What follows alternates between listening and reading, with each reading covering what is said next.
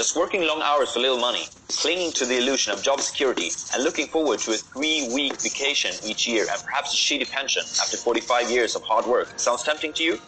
Yes? In that case, you don't need this summary. For everyone else, let's dive in. Takeaway number 1. Rich people buy assets. Poor people buy liabilities that they think are assets. My house is my greatest investment. My house is a liability. If your house is your greatest investment, you have problems. If you want to be rich, this is the main thing that you need to know. It's that simple.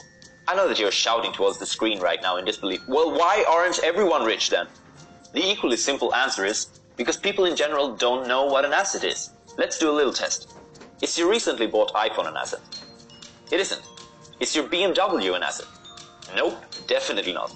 Is owning a part of a company an asset? Yep, absolutely. Is your house an asset? It isn't. Did you get 4 out of 4? In that case, great job.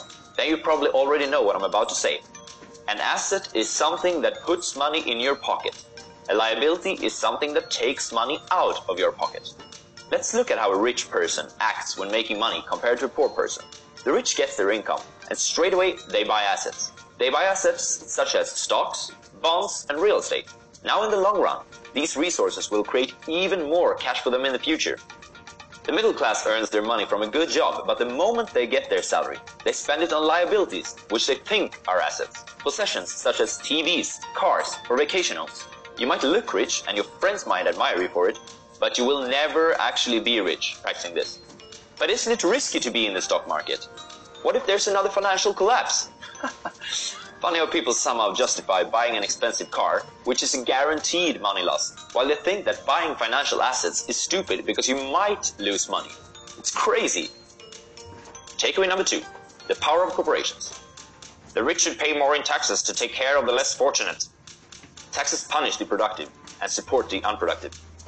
I guess that you've all heard the story about Robin Hood. You know, the guy who takes from the rich and gives to the poor. Inspired by this tale, the poor and the middle class invented taxes. The purpose is to create a more equal society where everyone is included. The problem is that the rich, they're too smart for this. And in the long run, instead of taking from the rich and giving to the poor, the effect has become more like taking from the middle class and giving to the poor. Rich people are too smart for the system, and they find all types of ways and vehicles to protect their hard-earned money. One such vehicle is corporations. Corporations are good for 2 things primarily.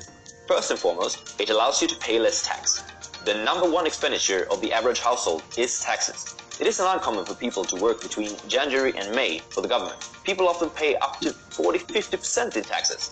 They get taxed before they get their salary, when buying things, and even when they die. Warren Buffett, who's the 3rd wealthiest man on this planet, is famous for paying less tax than his secretary. What a corporation allows you to do is to pay for expenses before paying taxes. You're also allowed to deduct VAT from your sales by the same amount as your procurements. This effectively allows you to buy stuff for as low as 50% of the original price. For instance, an expensive dinner together with your girlfriend could be bought through your company and be half as expensive as for those without a company. Nah, just kidding. Don't do that. That would be illegal, as the dinner has nothing to do with your company. At least, if you get caught, don't blame it on me. I never advised you to do it. The second thing that corporations are good for is to protect yourself from personal lawsuits, which could be devastating for your personal finance. With an LLC, or an aktiebolag in Swedish, you are protected from such risks, and the downside is limited to your company, not your personal wallet. Imagine that you're a shop owner selling boat supplies. A group of Swedish Vikings raids your shop and steals everything: your oars, your best wood, and your super hot secretary. The family of the secretary decides to sue you for being irresponsible. Who in the world would announce free mead outside their shop during times of Viking invasions? You lose in court because of your carelessness, which would force you to file for personal bankruptcy if you were without a company. In this case though, you had one, and the lawsuit is limited to the company. Takeaway number 3. Stop focusing on your income. Focus on your assets. Study hard so you can get a good job at a great company. No, study hard so you can find great companies to buy. Robert Kiyosaki's poor dad had a PhD, but was always in struggle with money. His rich dad didn't even finish high school, and yet he had an abundance. His PhD dad studied so many years just to get a few hundred extra in salary every month. On the other hand, his rich dad used those years to start acquiring assets. The rich focus on their asset column, while everyone else focuses on their income statement. I find this to be an interesting subject. If the average person were to get a pay cut by 2%, he would be furious. On the other hand, if he loses 2% in the stock market, which is his assets, He shrugs it off by blaming bad luck or bad asset managers. Yet, for some people, it's a worse situation to lose 2% of their assets than to lose 2% in salary. Salary levels are taken personal, while asset levels are not. This is a common problem for poor people. Start to take responsibility of your investment decisions. Takeaway number 4. Don't diversify with too little money. When it comes to money, just play it safe. No, learn how to manage your risks. There is no reason to diversify your portfolio if you only have a small fortune. If you want to become rich, you must first be focused. Look at the top 5 richest people in the world. These are rankings from 2018. Jeff Bezos, net worth 112 billion, owner of Amazon. Bill Gates, net worth 90 billion, owner of Microsoft. Warren Buffett, net worth 84 billion, owner of Berkshire Hathaway. Bernard Arnault, net worth 72 billion, owner of LVMH. Mark Zuckerberg, net worth 71 billion, owner of Facebook.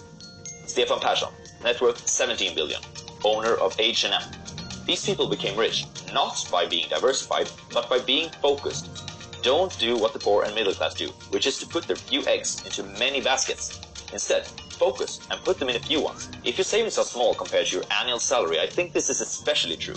Aim to get a yield that will have an impact on your life and go for diversification as soon as you've acquired wealth that will be tough to earn back through your daily job. In finance theory, it is argued that diversification reduces risk, but I would argue that risk is a result of uncertainty, which in turn is a consequence of lack of knowledge. Stay focused, and you'll have time to gather more information about each of your investments, and, in turn, reduce your risk while keeping a high potential. Takeaway number 5. Educate in personal finance. The love of money is the root of all evil. The lack of money is the root of all evil. Money is a form of power. Even more powerful, though, is financial education. Money without financial intelligence is money soon gone. This is the reason why famous people such as 50 Cent and Mike Tyson have been filing for bankruptcy even though they earn big time. One of the reasons why the rich get even richer, the poor get poorer, and the middle class struggles in debt is because the subject of money is taught at home, not in schools. Many of us learn personal finance from our parents. This means that if your parents aren't rich already, you need to start getting advice from somewhere else on how to do it. There are 4 parts of financial literacy that you should focus on, according to Robert Kiyosaki. Number 1 is accounting. Accounting is the ability to read numbers, be it numbers from an annual report or from your personal bank account. Number 2 is investing. This is the science of money making money. Number 3 is understanding the markets. At least you should understand the basic rules of supply and demand. Number 4 is the law, understanding the tax advantages and personal protection provided by corporations. Don't be afraid to spend your money on education that will improve your knowledge and develop skills necessary to beat your weaknesses. The author spent many thousands of dollars throughout his life on seminars, books, and so on. And guess what? The returns from these investments are unmatchable. Arrogant people often find this hard to do. They already know everything and rather talk about what they know than try to learn something new. Listening is more important than talking. If that weren't true, God would not have given us 2 ears and only 1 mouth. Let's sum it all up. Takeaway number 1 is that you must buy assets to start generating passive income every month. Takeaway number 2 is that a corporation is a useful vehicle to protect yourself from lawsuits and to be able to pay yourself first, not the government. Number 3 is to start taking responsibility of your own investment decision. They are even more important than your salary. Advice number 4 is that you must invest in a focused manner to grow a large fortune. Finally, number 5 is the advice to start educating yourself.